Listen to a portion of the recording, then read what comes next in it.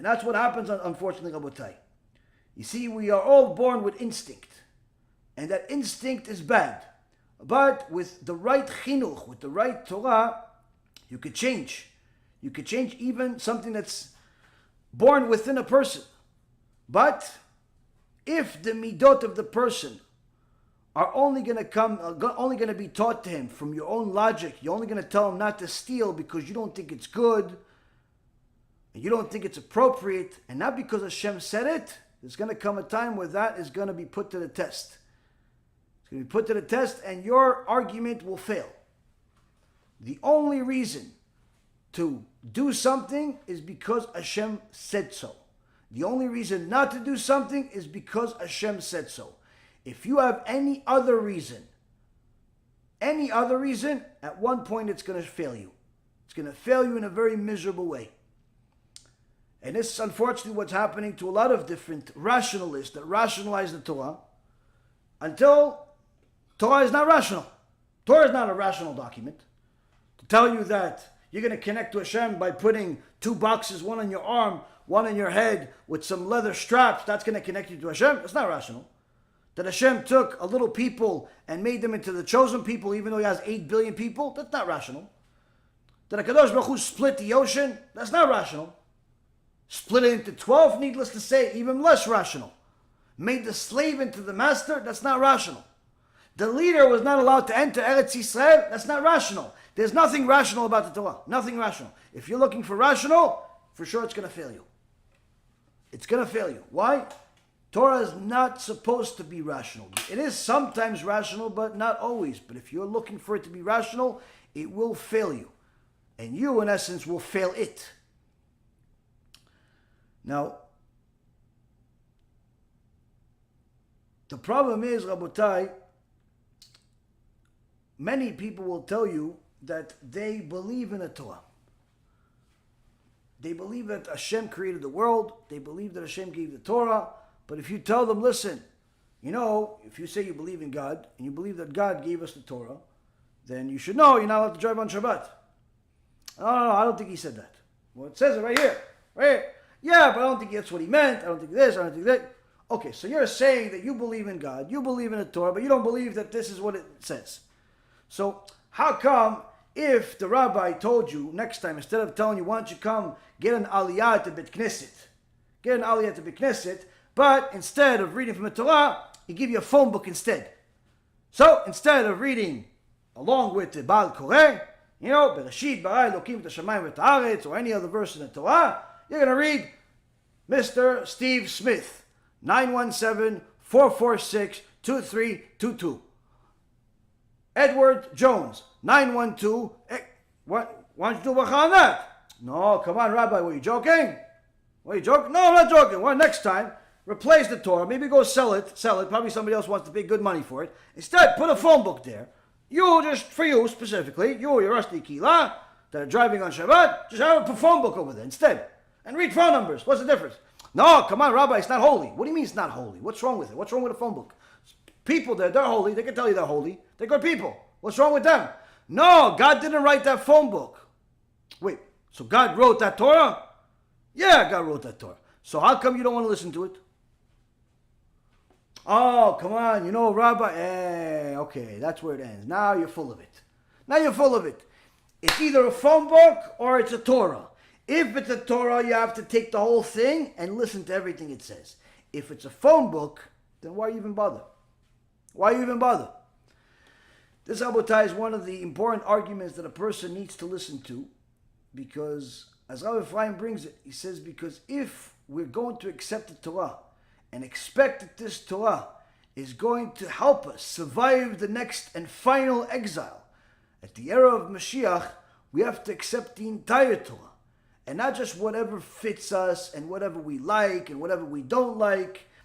And unfortunately, what you have to understand is that sometimes you're going to want to do what the Torah says, but you're going to have naysayers come to you and tell you otherwise. Tell you, what are you, fanatic now? You're religious now?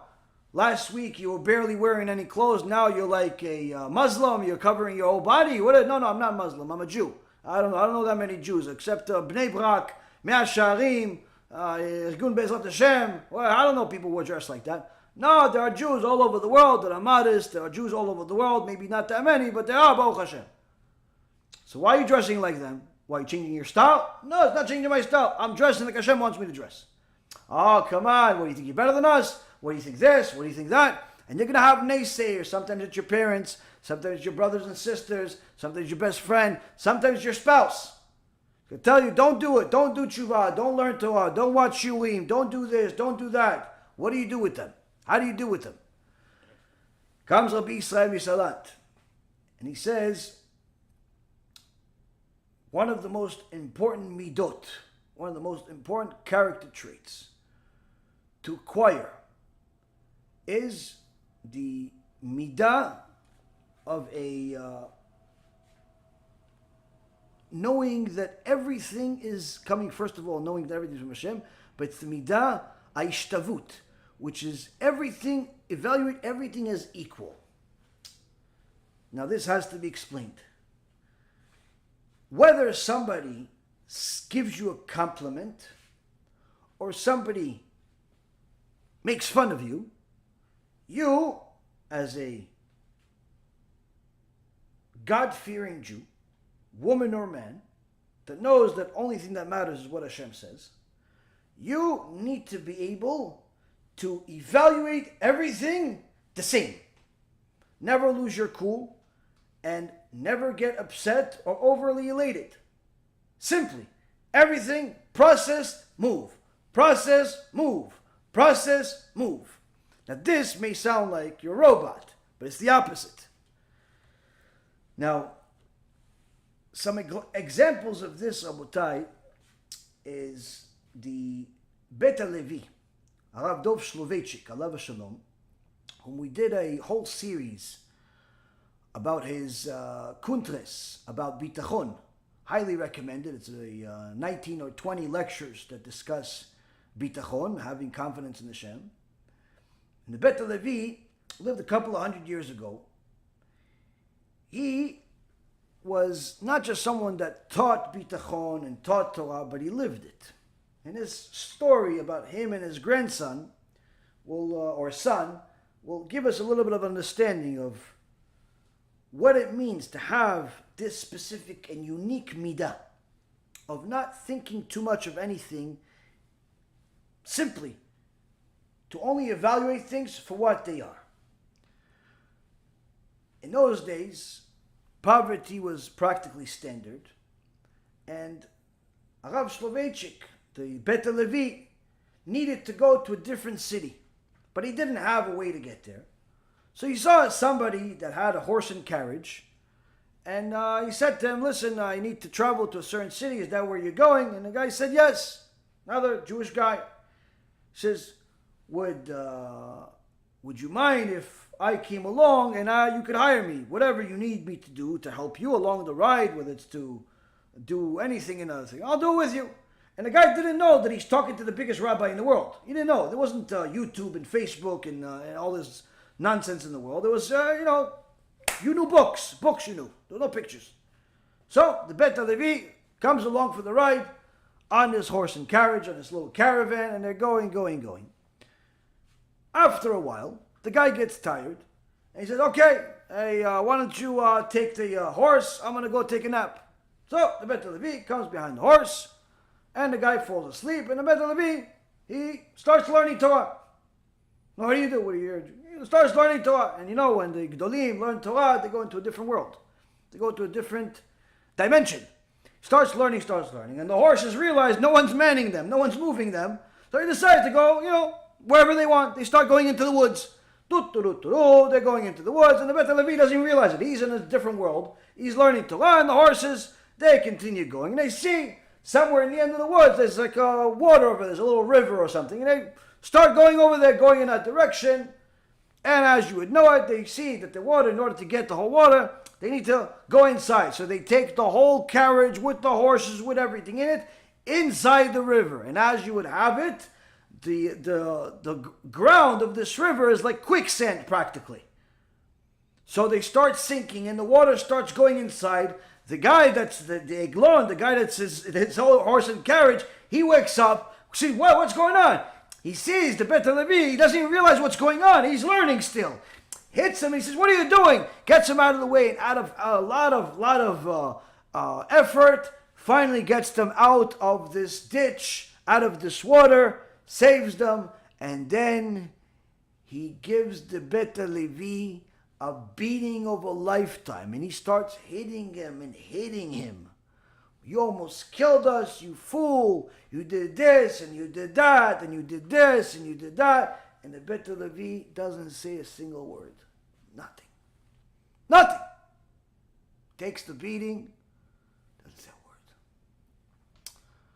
Anyway, as you would have it, they go back on the road. Of course, he doesn't let him man the horse anymore.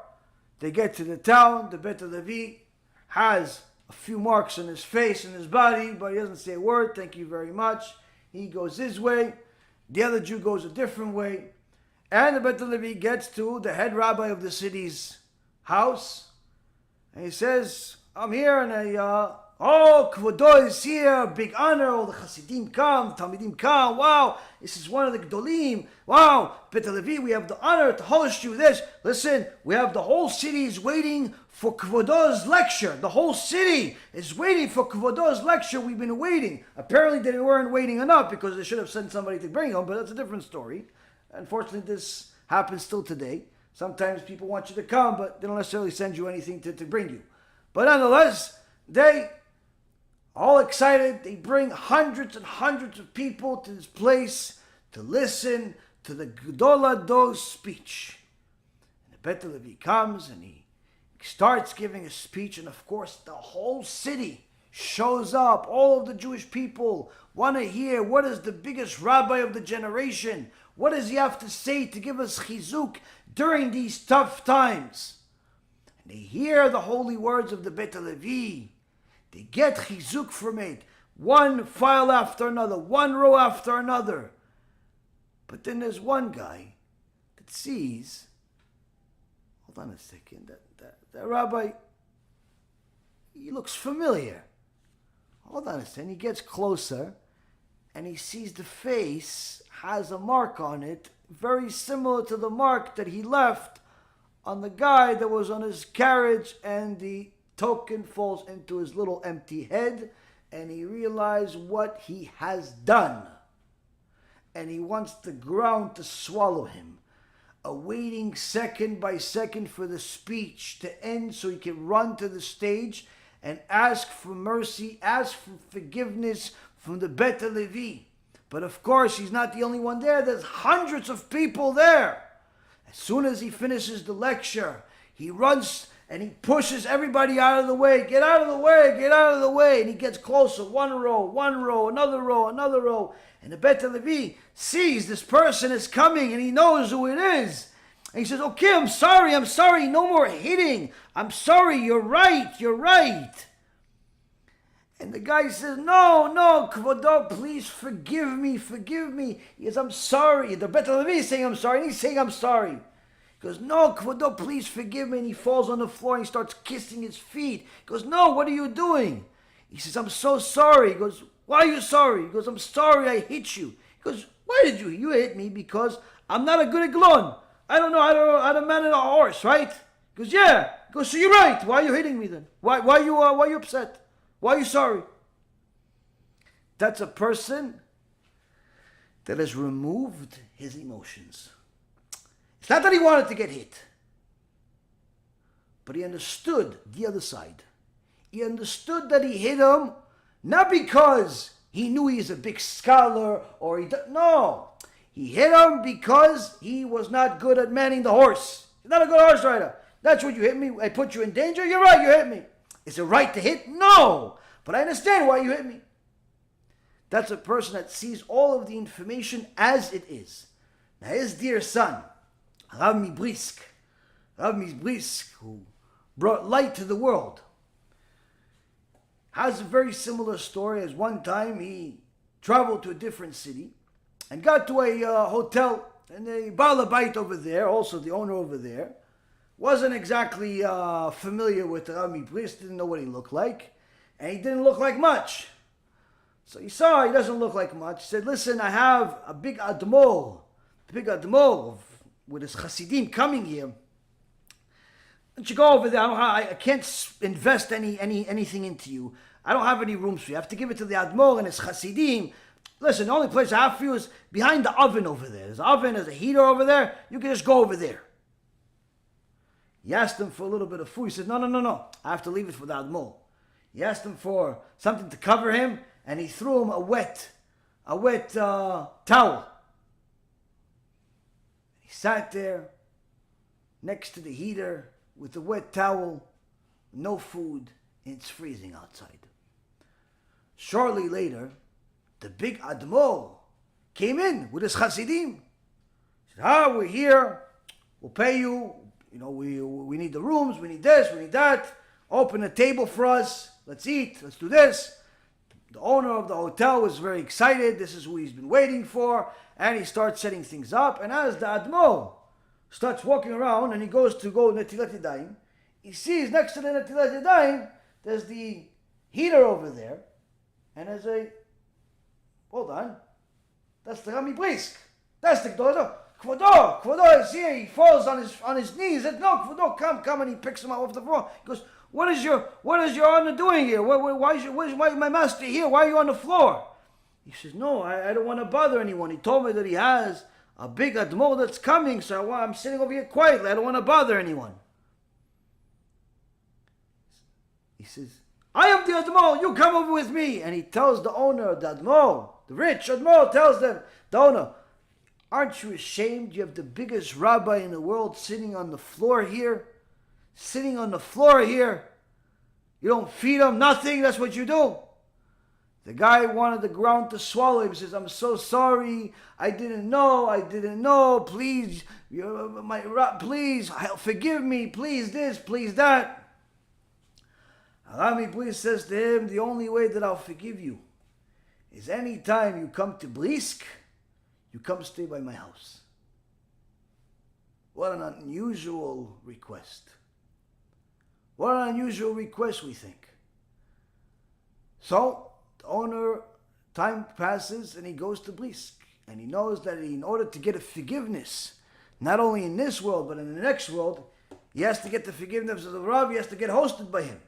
And he goes to the Rabbi Brisk, and the Rabbi Brisk gives him treatment of a 5-star hotel. Breakfast, lunch, dinner, this, that, everything. 5-star hotel. After a few days, he's about to leave. Rabbi Brisk says to him, now do you know how to host people? And he says to him, the Rav is still upset with me. Does he forgive me? He says, no, I don't forgive you yet. It takes a while to forgive. Come here another 10, 20 times, and then we'll see. It takes a while to forgive. Instead of giving him slap to his face, putting him on cherem, doing everything that all of us regular humans would do, what does he do? No, I'm going to teach him how to host. Why? I don't see things as different. He doesn't see himself as higher, he doesn't see himself as lower. Everything is what it is. Evaluating things for what they are and not necessarily for moral